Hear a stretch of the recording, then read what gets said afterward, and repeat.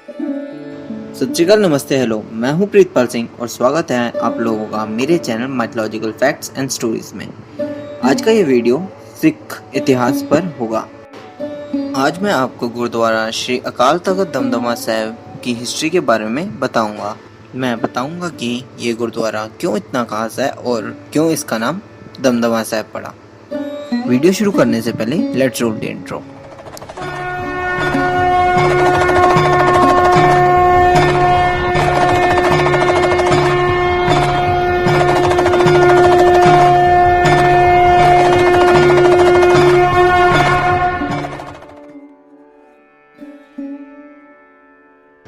जैसे हिंदुइज्म या फिर हिंदू धर्म में 4 धाम है, वैसे ही सिखिज्म या फिर सिख धर्म में 5 अकाल तख्त हैं, जिनमें से एक श्री दमदमा साहिब भी है।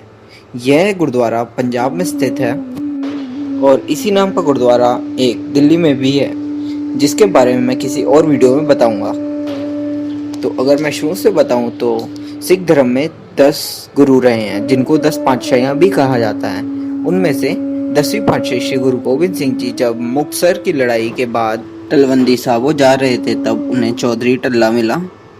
उसको अमृत की बख्शीश देकर गुरुजी तलवंडी की ओर निकल गए और उनके लिए संगत ने वहां पर एक ऊंची जगह तैयार करी। वहां पर गुरु साहब ने जब अब विश्राम करने के लिए अपना कमर कसा खोलकर चैन से दम लिया, यानी चैन से सांस ली, तब से वहां का नाम दमदमा साहिब पड़ गया।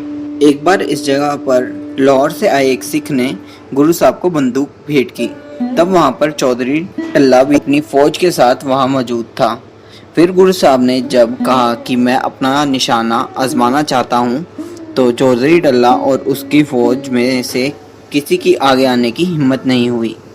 यह देखकर गुरु साहब ने बोला कि बाहर मेरे 2 सिख खड़े हैं, उनको बुलाओ। आवाज सुनकर भाई तीर सिंह और भाई बीर सिंह दोनों गुरु साहब के आगे आ गए और बात पता लगने पर गुरु साहब के आगे जिद करने लगे कि आपका निशाना मैं बनूंगा। यह देखकर चौधरी टल्ले ने पूछा कि ये क्या माजरा है। तो गुरु साहब ने बताया कि जो सिख मेरे साथ जंग में थे वो ऐसे ही थे, जो अपनी जान देने के लिए कभी कतराते नहीं थे, न कि तेरे और तेरी इस फौज की तरह।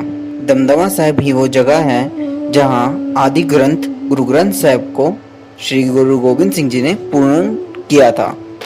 गुरु गोबिंद साहब की अगुवाई में यह कार्यवाही भाई मणि सिंह जी ने पूरी की थी और ग्रंथ साहिब जी को जहां गुरु गद्दी मिली थी वो जगह कोई और है, जिसके बारे में मैं किसी और वीडियो में बताऊंगा।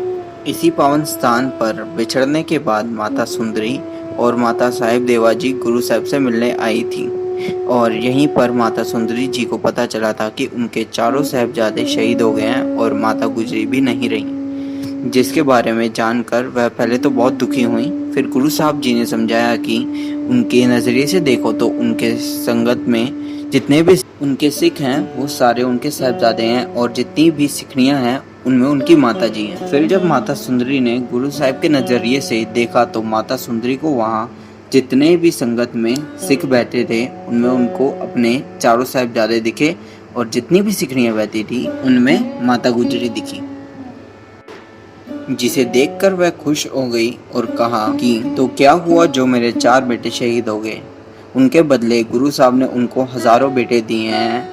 और फिर उन्होंने जो चूरी साहिबजादों के लिए बनाई थी वह सारी उन्होंने संगत में बंटवा दी। दमदमा साहब में गुरु साहब 9 महीने से अधिक विश्राम करके हजूर साहब की तरफ चले गए थे। गुरु साहब ने जाते जाते इस अकाल तख्त की जिम्मेदारी बाबा दीप सिंह जी को दी थी और यहीं बाबा दीप सिंह जी ने गुरु ग्रंथ साहिब जी के 4 स्वरूप अपने हाथों से स्वयं लिखे थे। और यहीं पर बाबा दीप सिंह जी को खबर मिली थी कि अब्दाली ने श्री हरमंदिर साहिब, जिसे हम गोडला टेम्पल के नाम से भी जानते हैं, वो कैद करके यानी अपने कब्जे में करके उसकी बेदबी करी है। तो बाबा दीप सिंह जी ने श्री दमदमा साहब से ही गुरु साहब की कसम खाकर चले थे कि मरना तो जरूर है, परंतु हरमंदिर साहब को आज़ाद करके और वहाँ माथा टेक के यानी पूजन करके। उन्होंने ये करके भी दिखाया और ऐसे करके दिखाया कि उनका नाम सबसे अलग और यह पड़ा कि सबसे अमर शहीद बाबा दीप सिंह जी। गुरु साहब ने श्री दमदमा साहब को सिखों की काशी भी कहा है तो ये थी श्री अकाल तख्त दमदमा साहिब जो पंजाब में स्थित है उसकी हिस्ट्री। पिछले वीडियो के सवाल का जवाब है दशानन, दशमुखा और दशग्रीव। ये 3 नाम इसलिए हैं क्योंकि अलग अलग ग्रंथों में और पुराणों में ये अलग अलग नाम से बताया है और इसका जवाब देने वाले के नाम मैं अभी डिस्प्ले कर रहा हूँ।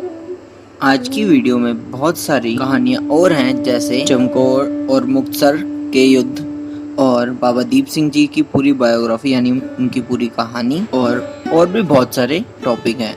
आपको अगर किसी टॉपिक के बारे में जानना होगा तो कमेंट सेक्शन में ज़रूर बताएं, मैं उस टॉपिक को अपनी वीडियो में ज़रूर कवर करने की कोशिश करूँगा। और आज का सवाल है, सिखों के 5 तख्त कौन कौन से हैं और उनके नाम कमेंट में ज़रूर बताएं। अगर वीडियो अच्छी लगी हो तो लाइक कर देना और मेरे चैनल को सब्सक्राइब करके सपोर्ट ज़रूर दिखाना। तो आज के लिए सिर्फ इतना ही। बाय बाय, हर हर महादेव, वाहिगुरु जी का खालसा, वाहिगुरु जी की फतेह।